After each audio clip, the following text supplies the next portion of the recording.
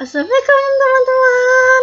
Oke, balik lagi bersama saya Aisyah Awalia dari program studi Teknologi Informasi Universitas Lampung Mangkurat. Oke, di video kali ini saya akan menjelaskan tentang materi jaringan wireless. Langsung saja. Yang pertama yaitu perangkat wireless WLAN. Dalam pembentukan jaringan wireless membutuhkan beberapa perangkat, yaitu yang pertama access point, yang kedua antena omni, dan ketiga kabel pigtail, yang keempat power over Ethernet, yang keenam yaitu kabel UTP, yang keenam yaitu penangkal petir, yang ketujuh tower. Selanjutnya tipe-tipe jaringan wireless.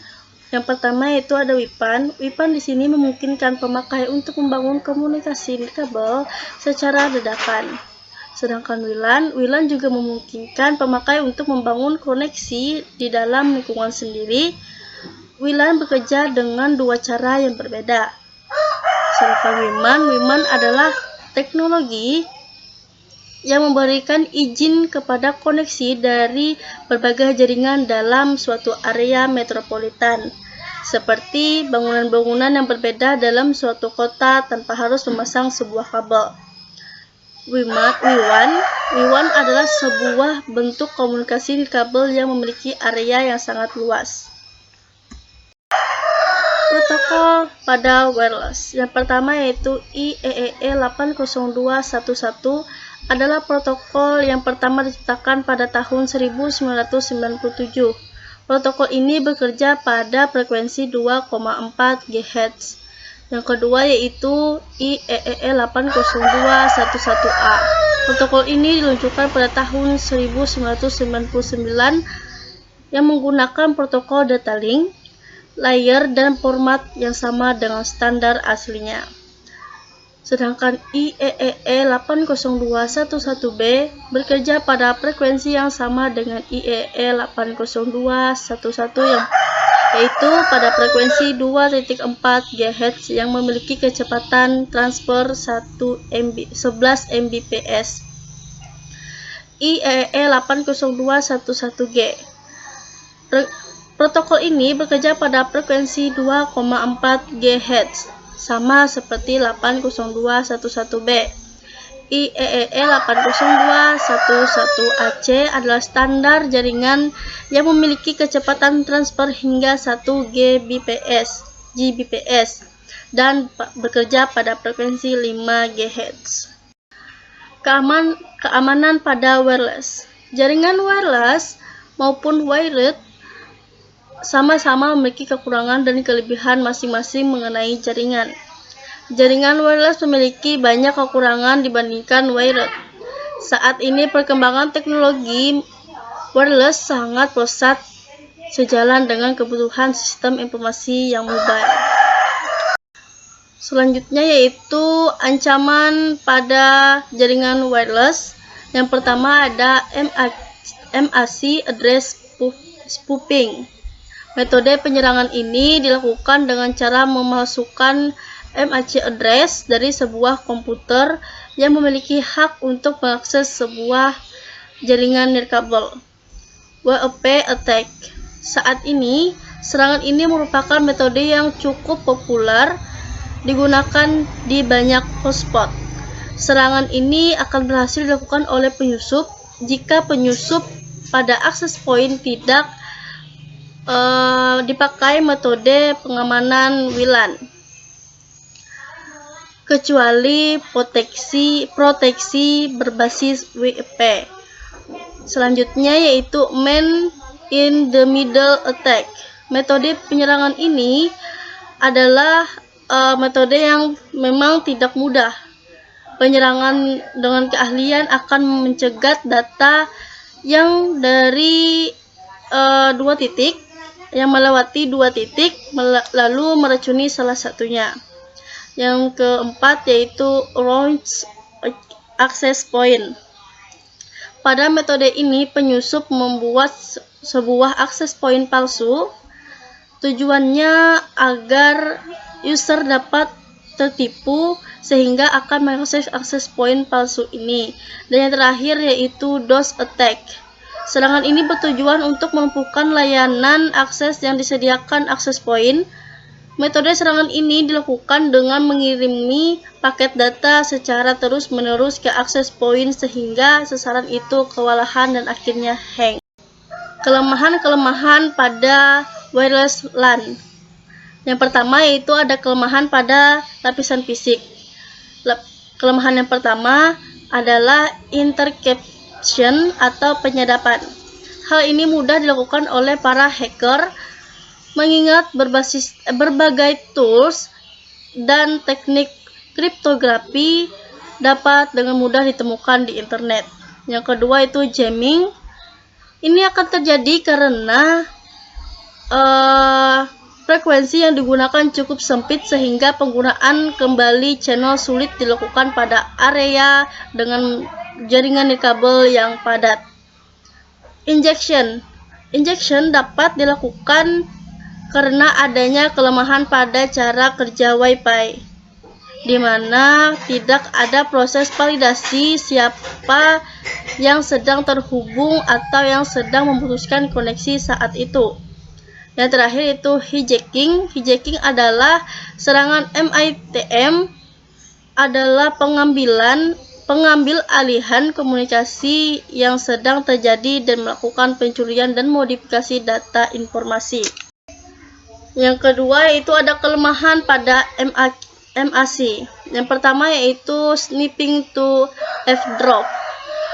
Paket yang merupakan data akses HTTP, email, dan lain-lain dilewatkan oleh gelombang wireless dapat dengan mudah ditangkap dan dianalisis oleh attacker menggunakan aplikasi paket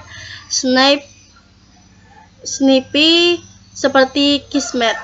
Yang kedua yaitu denial of service attack. Serangan jenis ini dilakukan dengan membanjiri jaringan sehingga sinyal wireless berbenturan dengan menghasilkan paket-paket yang rusak. Yang ketiga yaitu man in the middle attack.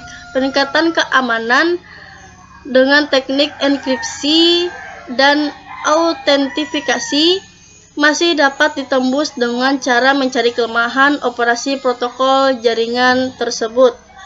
Yang keempat yaitu Ruzio AP. Ini adalah sebuah kelemahan yang dapat dipasang oleh orang yang ingin menyebarkan lagi transmisi wireless dengan cara ilegal atau tanpa izin. Yang terakhir yaitu konfigurasi AP/AG tidak benar. Kondisi ini sangat banyak terjadi kekurangan karena pemahaman dalam konfigurasi sistem keamanan AP. Selanjutnya yaitu tentang SSID. Masuk ke pengertian SSID di sini adalah Service Set Identifier, adalah tempat untuk mengisi nama wireless access point yang kita buat. Biasanya SSID sendiri setiap wireless point yang dibuat berbeda-beda. Dan biasanya wireless access point di hidden agar pengguna yang tidak dikenal tidak dapat memasuki jaringan tersebut. Untuk perbedaan dari WAP, dan WAP2 adalah yang pertama itu WAP. WAP adalah security untuk wireless yang agak lama. Sejenis security ini mudah untuk di-crack atau disadap oleh orang luar atau suatu metode pengamanan jaringan nirkabel atau wireless. Hanya saja enkripsi WAP menggunakan kunci yang dimasukkan oleh administrator ke klien maupun access point. Kunci tersebut harus cocok dari yang diberikan oleh access point ke klien dengan yang dimasukkan klien untuk autentikasi menuju access point. Dan WAP mempunyai standar 80211B. Oke, untuk WAP adalah security yang lebih update dari WAP. WAP PSK mempunyai decryption yang ada pada WAP. Adanya WPA menggantikan WAP, mungkin banyak pengguna wireless sedikit lebih tenang karena mempunyai mekanisme enkripsi yang lebih kuat daripada WAP. WAP itu adalah security terbaru untuk wireless. Nah, ini adalah sesuatu yang lebih bagus dari WAP dan WAP PSK, tetapi masih bisa untuk di-crack atau disadap. Namun ini untuk menyadap sebuah WAP ini akan memakan waktu yang lebih banyak. Perbandingan antara WAP, WPA, dan WPA2 adalah pilihan WAP adalah opsi tertua dan terbukti cukup rentan karena semakin banyak hal minus yang ditemukan. Sedangkan WAP jauh lebih baik dalam hal keamanan, namun saja di sini ada juga masih dianggap rentan terhadap gangguan. Sedangkan WPA meski tidak sempurna, namun WPA2 ini adalah sebuah pilihan yang paling aman karena pilihan ini adalah pilihan yang paling aman dan ideal. Dengan hadirnya fitur ini, ia akan menggunakan WAP2 standar enkripsi WiFi terbaru dan protokol enkripsi EAC terbaru. Adapun alat-alat yang digunakan dalam melakukan penyerangan, yang pertama yaitu open system, yang kedua yaitu SARET key, yang ketiga yaitu WPA PSK, yang keempat yaitu WPA2 PSK, yang kelima yaitu 802.1x. Untuk teknik yang digunakan agar mengamankan jaringan wireless, ada 10 teknik di sini yang saya jabarkan. Yang pertama yaitu menggunakan enkripsi, yang kedua yaitu gunakan enkripsi yang kuat, yang ketiga ganti password administrator standar, yang keempat yaitu ganti SSID broadcasting, yang kelima yaitu mematikan AP saat tidak dipakai, dan yang keenam yaitu ubah default SSID, yang ketujuh memakai MAC filtering, yang kedelapan yaitu mengisolasikan wireless network dari WLAN, yang kesembilan mengontrol signal wireless, dan yang terakhir yaitu memancarkan gelombang pada frekuensi yang berbeda. Untuk alat yang digunakan agar bisa aman dari jaringan wireless WLAN, yang pertama itu kita menggunakan IP default, SSID, WAP, WPA atau WPA1, bisa juga WPA2 atau WPA PSK, MAC filtering. Untuk rekomendasi pengamanan jaringan wireless, di sini saya merekomendasikan 3. Yang pertama yaitu mengubah username untuk login admin. Yang kedua yaitu gunakan password yang unik dan rumit agar tidak dapat disadap atau dimasuki oleh penyusup. Yang ketiga itu mengganti password secara berkala supaya walaupun misalkan ada satu orang yang tahu, nanti waktu kita ganti dia tidak bisa lagi memasuki dengan password yang sama yang lebih dulu.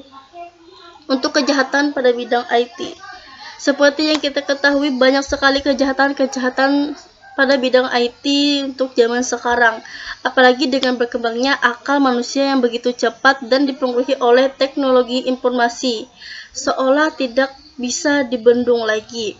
Karena pada zaman kemajuan seperti sekarang ini, manusia menciptakan sekaligus membutuhkan teknologi jaringan komputer. Kejahatan yang seperti ini memiliki jenis yang berbeda-beda dengan kejahatan kerah biru maupun kejahatan kerah putih.